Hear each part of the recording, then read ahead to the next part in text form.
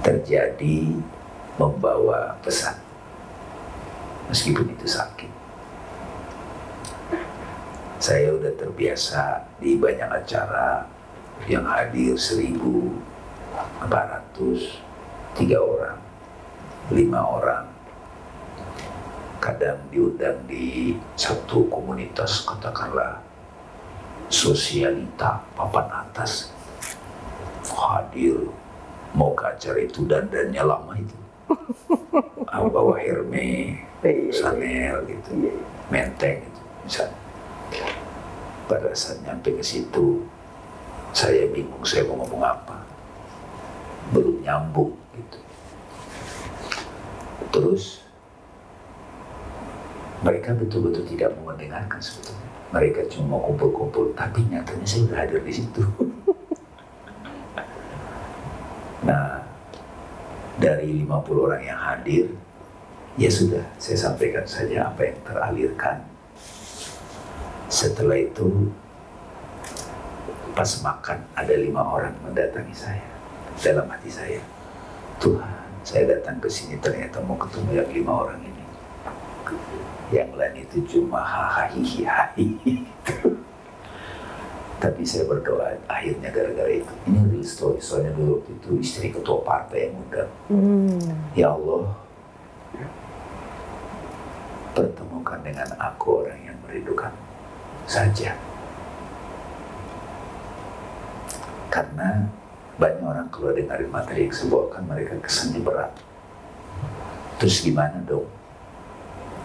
Kalau saya hanya menghibur kalian, mending stand up komedi kan gitu. Kalau mau hiburan yang sifatnya musik, ya penyanyi aja. Saya memang ada band juga dulu. Cuman begitu saya lihat perjalanan hidup saya, otentitas saya itu memang, kalau kata salah satu guru, Bang Dam itu menyembuhkan lewat kata-kata. Ya, jadi salah satu dokter, namanya Dokter Beliwayan, jadi sahabat juga, dia di Bali. Beliau dokter, 20 tahun ke atas. Kita bertemu karena lewat buku dan jadi sahabat sekarang. Dia memilih tidak lagi jadi dokter. Kenapa? Karena yang menyembuhkan fisik banyak, tapi menyembuhkan dengan kata-kata itu tidak banyak. Sering orang telepon saya cuma ngomong 30 menit, udah problem 20 tahun kelar tiba-tiba. Maunya saya langsung, saya mau ngasih itu. Seperti misalnya saya lihat supir angkot, saya lihat dia stres. Aduh, saya mau ngasih supaya dia tahu rahasia bahagia gitu kan. Pak, mau nggak saya kasih tahu bagaimana supaya bahagia, energinya tinggi sehingga bisa undang rezeki apa saja. Pak, maaf, saya lagi ngejar setoran, dia bilang. Jadi fokus perhatian dia setoran.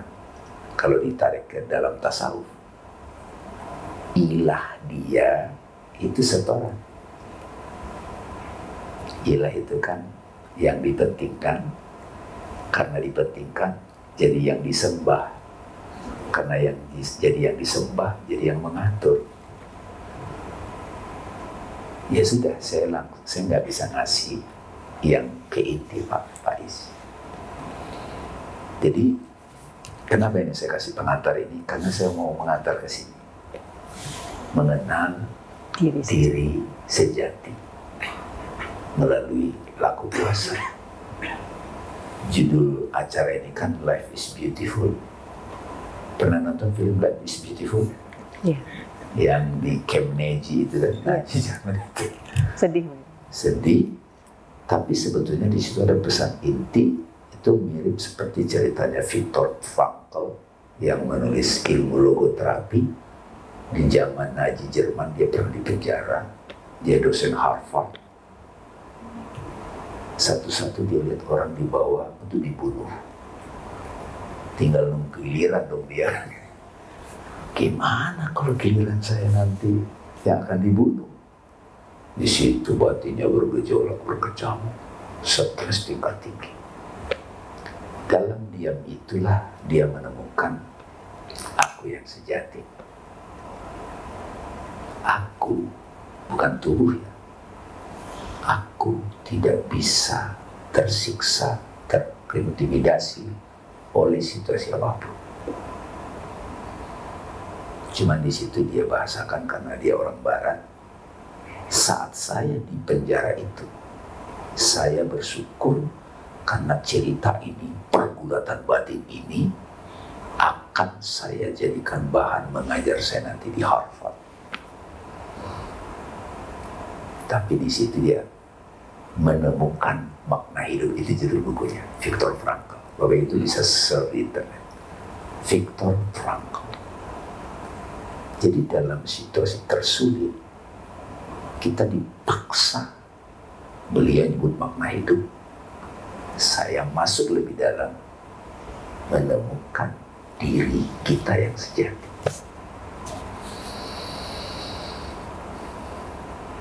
Yang tidak bisa terganggu oleh apapun, termasuk sakit tubuh, tagihan. Makanya banyak orang mendapatkan pencerahan puncak di penjara. Buya Hamka contohnya. Buya Hamka zaman Bung Karno di penjara 2,5 tahun. Kalau cerita skenario luarnya, difitnah beliau. Ada filmnya kan? Siapa yang main itu? Vido yang main. Penjara dan dia ingin bunuh diri. Seorang ulama besar, ulama tasawuf. SMP saya udah baca bukunya Mbak Oli, tasawuf modern. Yang buku tasawufnya itu bab pertama itu bicara rahasia kebahagiaan. Si penulis sekarang lagi stres, depresi. Nah, penjaga penjara baca bukunya. Disitulah Buya Hamka tersadar. Itu dia yang baca buku. Kok saya penulis bukunya sekarang depresi gitu. Nah, apa yang dialami Buya Hamka kita tidak tahu persis, tapi dampaknya aja yang kita tahu. Justru di penjara lahir Tafsir Al-Azhar. Jadi sahabat-sahabat, pesan pertama hari ini adalah siapapun Anda, kita yang sedang mengalami situasi terpuruk, bersabarlah. Akan ada hari kiamat. Kiamat itu seperti sisi koin. Satu makna sebelah, dia adalah kehancuran. Betul? Banyak orang mengartikan kiamat itu hancurnya alam semesta. Termasuk mati, hancurnya badan ini. Kiamat kecil. Memang betul, kiamat satu makna adalah kehancuran sampai berantakan. Tapi ada makna yang lain sebetulnya. Kebangkitan. Awakening. Spiritual awakening. Saya yakin Bapak Ibu ingin mengalami kebangkitan. Sadar siapa aku yang sejati. Maunya sih jangan melalui situasi begitu dong. Kalau saya di podcast sama Daniel Manante saya udah ngomong mati suri. Umur 7 tahun itu karena sakit. 7 hari koma. Tapi rupanya dimatangkan supaya itu jadi ilmu 2008. 2005 saya pengajar kebahagiaan, dapat training di satu perusahaan BUMN, The Art of Happiness at Work. Tiba-tiba pengajar kebahagiaan itu depresi parah. Kenapa? Karena saya masih memahami bahagia hanya secara psikologi, by referensi. Karena saya belajar psikologi, terus mental, belum puncaknya.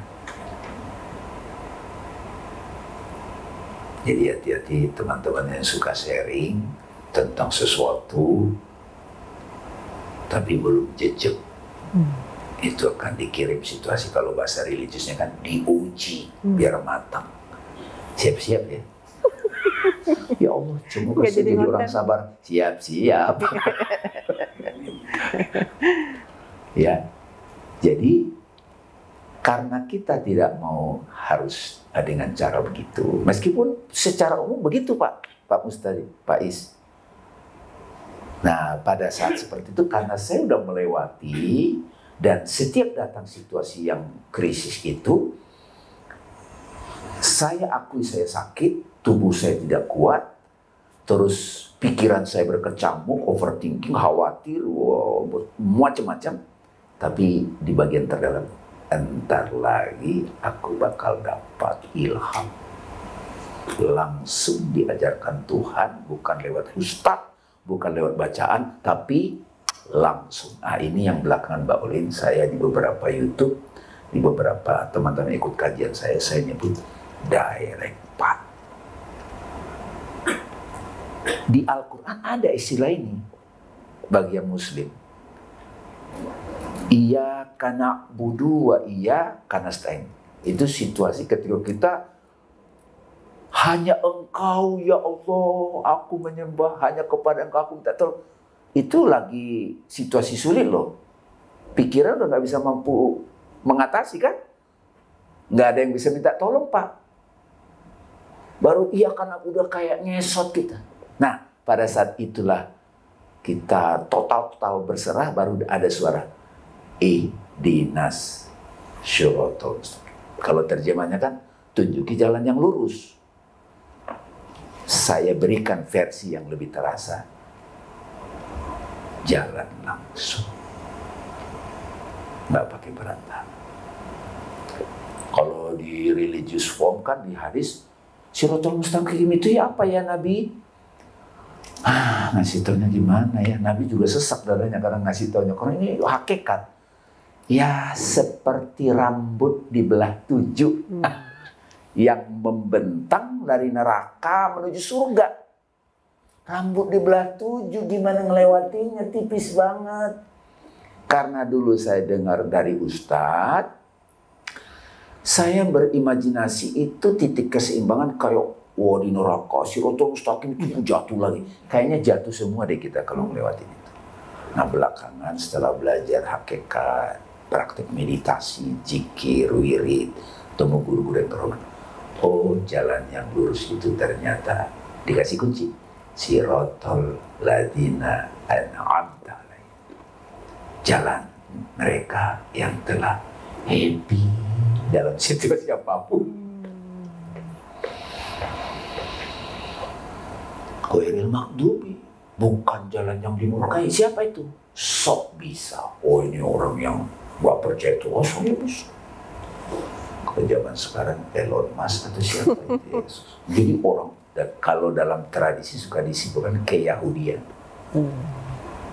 merasa bisa. Begitu kena stroke, serangan jantung, oh my God, baru dia manggil. Jadi manusia itu cuma 3 kategori itu. Orang yang telah dapat nikmat, bukan cuma nikmat sensasi, emosi, fisik, tapi kenikmatan sudah sampai ke inti. Bukan mereka yang ghairil maghdubi, bukan waladhdallin yang sesat. Sesat itu apa? Saya percaya Tuhan, ini agamaku, tapi ikut-ikutan. Dia belum nyicipin sendiri.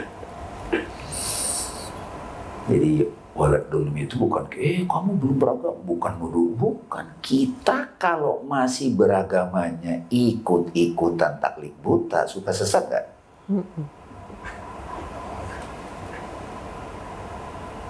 Neraka itu ada nggak sih? Kayaknya, itu sesat itu. Karena dia masih asumsi. Harus mengalami langsung. Makanya para sufi bilang, yang tidak ngalamin nggak ngerti. Itu zauq. Istilahnya zauq. Taste bahasa Inggrisnya. Rasa spiritual. Nah, untuk bisa merasakan Siratal ladzina an'amta alaihim dari sistem syariat, Tuhan kirim bukan cuma Islam. Ya ayyuhalladzina amanu, hai orang-orang yang sudah ada aspirasi, sudah mulai terhubung dengan Tuhan. Jadi bukan yang aku beri. Kutiba, kamu diundang. Kalau terjemahnya kan diwajibkan. Oh wajibkan jadi kayak kepaksa.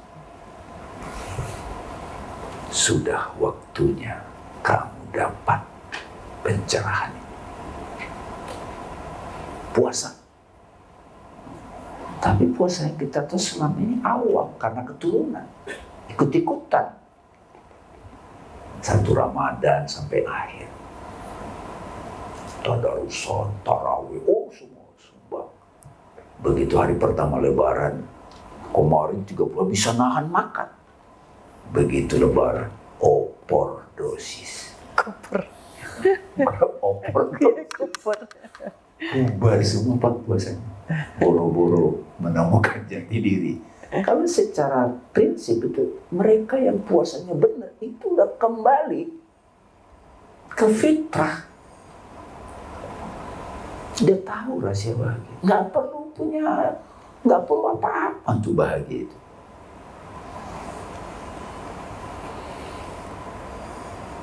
Seperti kita di perut ibu. Itulah memori janin kita itu ada.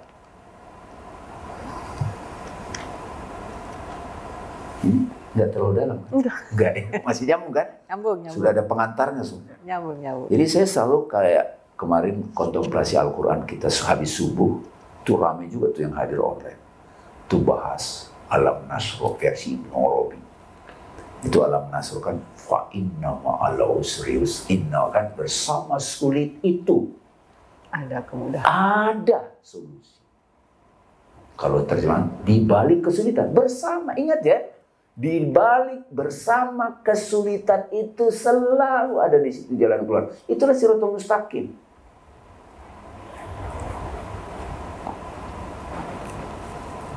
Jadi Mbak Andari misalnya ada kesulitan hidup. Wah, saya pakai kacamata Alam Nasr. Bersama derita ini. Tuhan, berat banget. Ada sebetulnya bimbingan. Pakai kacamata itu. Don't blame situation. Don't blame others. Don't blame yourself. Fokus pada Tuhan sedang mengajarkan apa. Di situ nanti ketemu jati diri. Itu bisa terjadi pada pemuka agama yang lagi stres karena umatnya kabur. Para kiai itu juga ada stresnya loh ketika orang gak ada mau dengerin dia lagi. Apalagi seorang ustadz kawin lagi, poligami, itu ada golongnya juga tuh. Jadi, teman-teman mau lewat cara menderita yang dipaksa atau sengaja, sadar. Saya sih pengalaman saya kadang terpaksa sih. Baru ketemu laku dan jati diri. Nah, kalau yang dengan sadar siap menderita, namanya puasa. Laku puasa khusus. Puasa itu sengaja menderita. Bangun sahur. Pingin es belewah, tahan. Pingin buka Shopee, gatal, lihat diskon, tahan. Kalau puasa zaman sekarang mending nahan buka Shopee. Kalau nahan tidak makan minum itu biasa, anak 7 tahun bisa. Bisa itu. Tapi nahan nggak buka TikTok, nggak buka IG, tapi kan perlu kerja. Kalau Nabi ekstrem ke gua. Kira-kira yang puasa selama ini berapa yang jadi kembali ke fitrah? Kayaknya 99% gak ada yang jadi ya. Cuma dapat lapar dan haus kata Nabi. Tapi lumayanlah ada sistem ekonomi, ya itu beda. Tapi hari ini saya mau menyampaikan karena tema kita ini supaya life is beautiful. Kalau mau puasanya itu dapat, kata Allah, zakat hadiahnya surga ini, umroh, haji, sedekah, khusus puasa hadiahnya aku. Apa maksudnya? Dalam situasi apapun, aku menemanimu, wahai Allahku. Keren gak itu? Buat apa kita followernya 54 juta ngalang-ngalain Raffi Ahmad, tapi kita tidak merasakan ditemenin Tuhan? What for? Robin Williams, aktor kawakan, wah, Patch Adam itu bagus banget filmnya itu kan. Beliau tragis akhir hidupnya. Pemain Joker, ya Joker itu ya. Itu karena dia terlalu nempel sama karakter topeng. Bukan jati diri. Betul, dunia ini memang dunia panggung. Harus pakai topeng. Bang Dame topeng, Ustadz Dame topeng. Bang Dame diundang ke saya trainer, coach, pengolahan. Harus pakai topeng saya. Tapi sadar. Jadi puasa ini Bapak Ibu, itu mengajari kita laku ini agar kita dengan sengaja merangkul derita sampai satu ketika derita itu cuma disebabkan oleh kemelekatan kita pada tubuh sama jiwa rendah.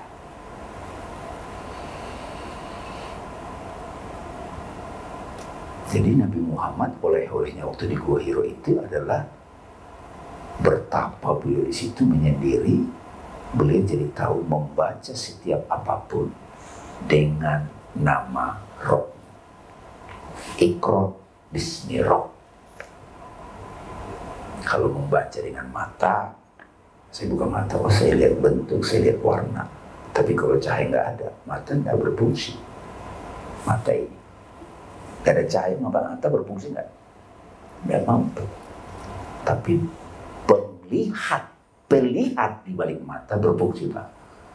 Lagi tidur, ngelihat. Jadi yang melihat itu Bapak Ibu bukan mata ya, tapi ada pelihat. Siapa itu? Ya sebut aja aku, ya. Tapi ada aku yang terkontaminasi. Waktu aku kecil, aku disakiti mamaku. Masih kerekam. Ini di psikologi namanya inner child. Jadi saya sering ketemu Mbak Olin, umurnya udah 70. Oh, masa kecilnya masih hidup ya. Itu namanya anak yatim yang asli. Aro'aital ladzi yukadzibu bid-din fadzalikal ladzi yad'u. Tahukah kau siapa pendusta jalan agama? Mereka yang gak peduli pada yatim. Secara sosial ada yatim tadi Pak Sebentar. Tapi mereka yang bisa mengasuh anak yatim di luar adalah mereka yang sudah bisa mengasuh, merangkul yatim dalam dirinya.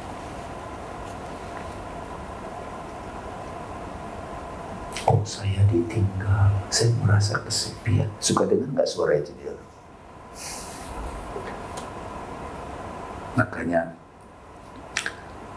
saya kesepian, bisa tiba-tiba orang yang kita cintai meninggal. Aduh saya minta tolong sama siapa? Ini aku, kata Tuhan. Tapi kita belum punya ilmu.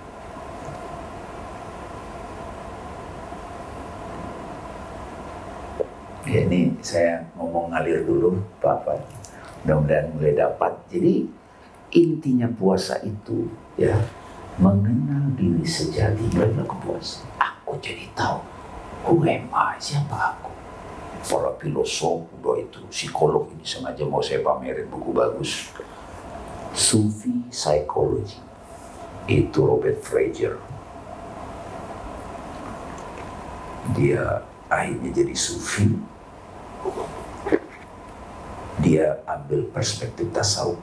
Di sini dikenalkan 7 derajat jiwa.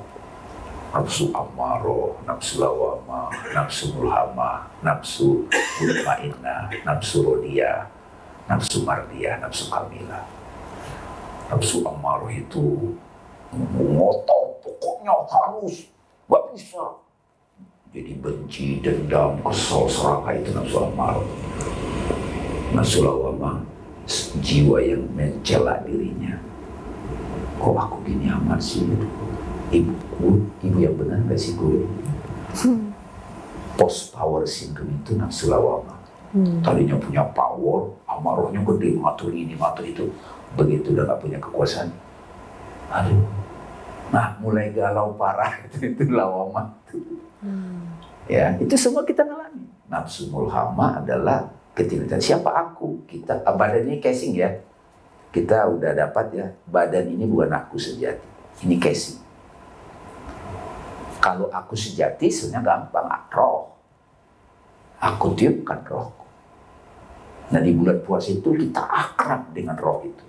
Tapi sebelum sadar sebagai roh, melewati dulu pertengahan ini barzah. Jiwa, ada body, ada roh, jasmani, rohani. Yang tadi saya bilang siratal ladzina an'amta itu jalan mereka yang telah kau beri. Itu orang siapa aku? Oh, aku itu napas ilahi. Siapa yang mengenal dirinya, sungguh dia kenal Tuhan. Tapi sebelum nyampe ke situ, perjalanannya melewati 7 tawaf ini dulu. 7 lapis kesadaran ini dulu. Ini diurai secara sangat apik, tapi saya mau rangkum dalam bahasa yang simpel. 15 menit biasanya saya kasih. Supaya diskusi kita asik. Tadi nafsu ammaro itu jiwa kita yang animalnya masih kencang. Buaya lu, serigala, nah itu. Sabaiyah, jiwa yang hewannya apa? Badannya aja manusia. Darapan di DPR, wah itu hewan-hewan tuh. Badannya manusia, tapi di dalamnya itu nafsu ammaro. Nafsu lawamah, setiap kita habis berbuat salah, pasti nyesal, benar gak? Makanya nafsu lawamah jiwa yang menyesali dirinya. Sering-sering menyesali diri, lama-lama mencela diri. Makanya kita diam lagi. Ini wah, akal aktif. Ini positifnya apa, negatifnya apa, terus gimana ya. Mulai ada dialog di dalam, introspeksi, itu namanya nafsu mulhama. Jiwa yang tahu baik buruk dirinya. Ini lumayan nih. Kalau dikritik, coba rasain deh kalau dikritik. Mama ini bajunya nggak bener. Papa juga. Ah, itu amarah ketemu amarah. Gitu ya. Biar berasa ya. Kalau kita dikritik, oh, mama ini bajunya, lihat dong di cermin. Ya, baju cuma satu nggak dibeliin sih. Nah, itu lawamah tuh, baperan. Mama ini bajunya nggak matching nih, nggak matching sama papa. Dia ke cermin. Oh iya juga ya. Nah, itu mulhama. Nah, ini kita sering yang mana nih responnya? Belum aku sejati itu. Aku yang contaminate. Mama ini bajunya nggak pas nih, nggak matching sama papa nih. Saya mau kondangan kan sering tuh. Oh, bisa berantem loh itu kalau nggak matching gara-gara begitu. Iya juga ya. Terus dia tarik nafas. Pak, nggak penting kan bajunya. Yang penting kan hati di antara kita. Santai aja bro. Santai aja. Itu mutmainnah udah rodiyah itu.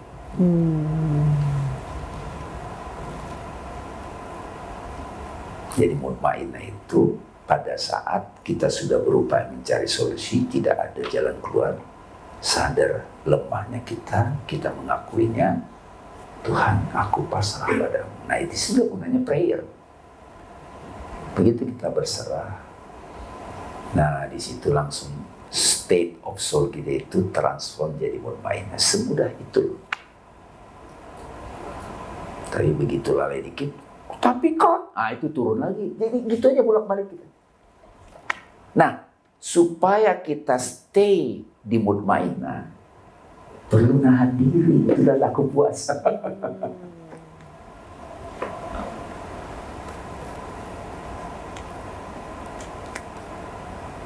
Jadi puasa secara fikih di luarnya nahan gak makan dari subuh sampai maghrib.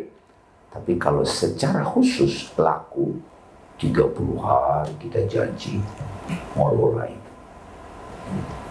Apa enggak terbentuk nanti disiplin itu kokoh. Mulai dari bagaimana tarikan ngantuk ini kita olah energi.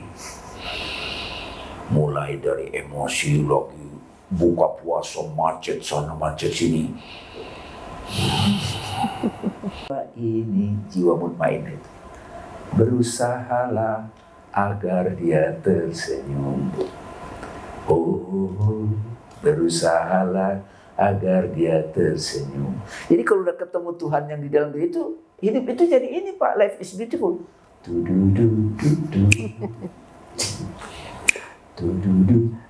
THR nggak dapat. Baru tahu Pak dududunya itu. Ketemu.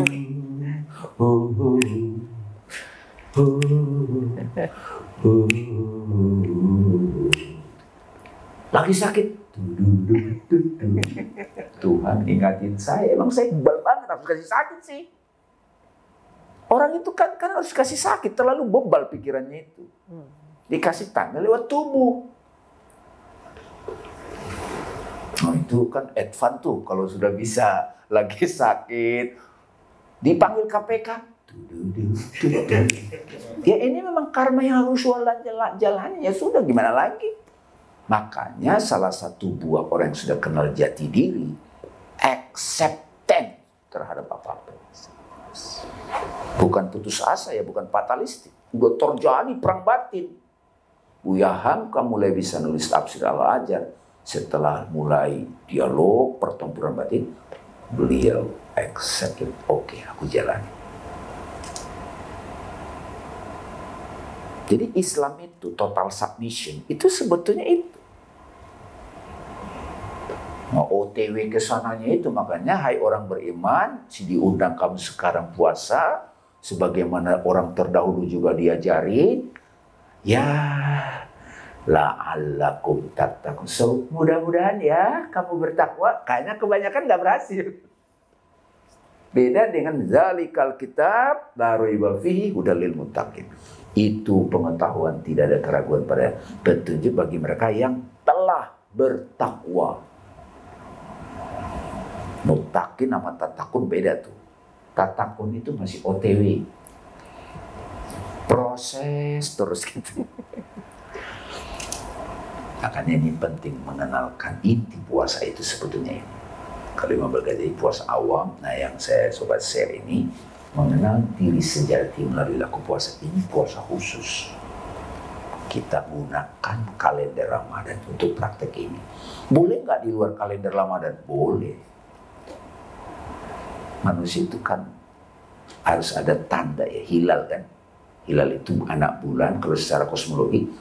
Tapi secara hakikat hilal itu, saya udah berkali-kali masuk. Ini waktunya berubah.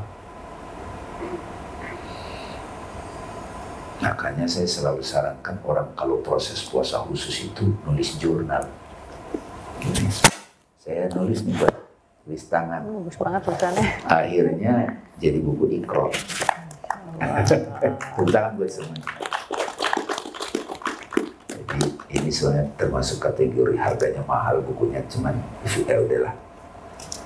Tapi isinya itu sebenarnya hasil-hasil dari pengaliran kalau kata sahabat saya.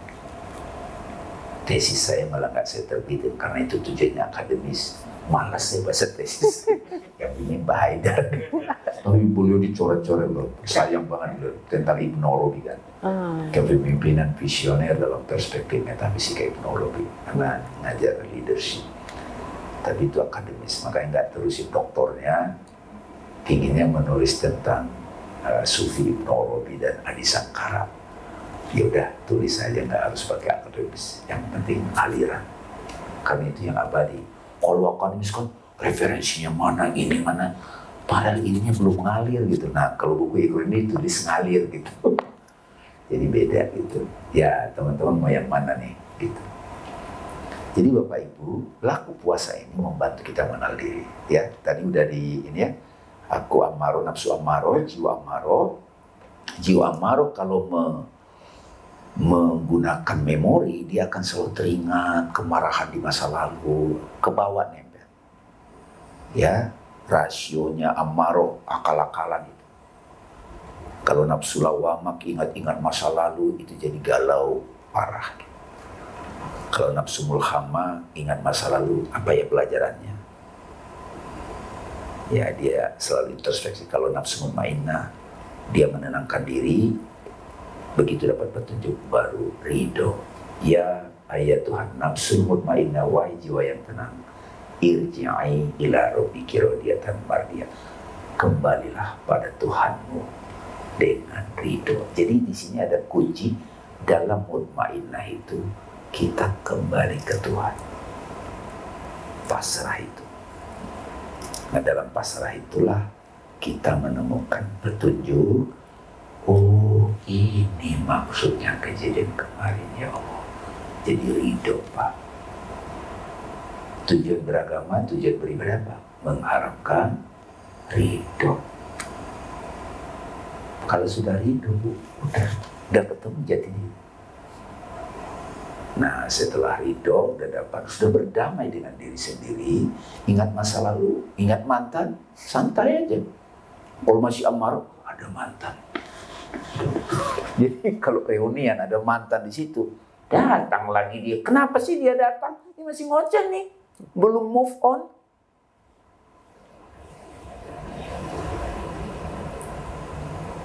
Nah, kalau sudah rodiyah, itu sudah diridoi, menginspirasi. Nomor 6, kalau kamilah sudah menyatu. Nafsu ammaro, nafsu lawamah, ini ego. Nafsu mulhamah, akal dewasa. Nafsu mutmainnah, jiwa yang tenang, itu sudah berserah. Rodiyah, ridho, udah dapat hikmah. Mardiyah, diridoi, bisa menginspirasi. Kamilah, sempurna. Ada nama orang, Ridwan Kamil. Oh, ridho dan kamil itu luar biasa juga. Namanya bagus. Kalau saya pardamaian Pak Mustahidin, jadi damai. Ya, jadi terus terang, saya jatuh bangun mengalami banyak hal, tapi saya tidak mau lagi melewati itu tanpa ikro. Jadi ikro itu bagi saya magic. Bang Dami ngajar apa? Wah, asik loh ngajarin ikro. Anak saya juga ikro 1, ikro 2. Bukan itu maksudnya. Ikro itu self-inquiry. Selidikilah siapa aku yang merespon situasi itu. Aku yang mana nih? Tahan. Nafsu rendeh, tahan. Supaya aku ilahinya aktif. Supaya bisa membaca dengan nama Robmu. Ya, ini penjelasannya, prakteknya masing-masing ya, nggak bisa dijokiin. Melewati ketakutan mati, nggak dianggap itu nggak bisa dititip, nggak bisa dijokiin. Sakit gigi nggak bisa dijokiin. Sudah mulai dapat ya. Jadi wa ijazah alaka ibadi anni fa'inni qarib, surat Al-Baqarah itu kan 186. Apabila hamba-hambaku Muhammad tanda kurung bertanya tentang aku, katakanlah aku dekat, qarib. Jadi Allah sahabat karib kita.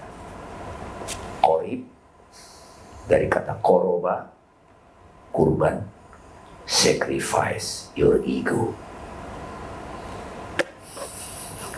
Susah kan Nabi Ibrahim mau menyembelih. Itu paradok. Begitu disembelih ego itu, baru kembali ke fitrah. Saya kira itu pengantar dari saya. Mudah-mudahan bisa kita dialog bersama-sama. Saya bayangkan, tepuk tangan buat kita semua. Ini rezeki dapat hikmah ini. Jadi kalau yang hadir 60, mungkin vibrasinya beda. Ini rada sahdu ini. Rada sahdu. Ada YouTube-nya kan ini? Ada di YouTube ya? Ada. Instagram, di YouTube ada? Ada. Saran saya tonton ulang ya bagi teman-teman. Iya. Kayak waktu dialog sama Daniel Mananta, teman-teman bilang, wow viral. Followersnya naik gitu. Banyak yang DM. Begitu banyak DM, aduh gimana milihnya nih, akhirnya pakai admin jadi pakai admin.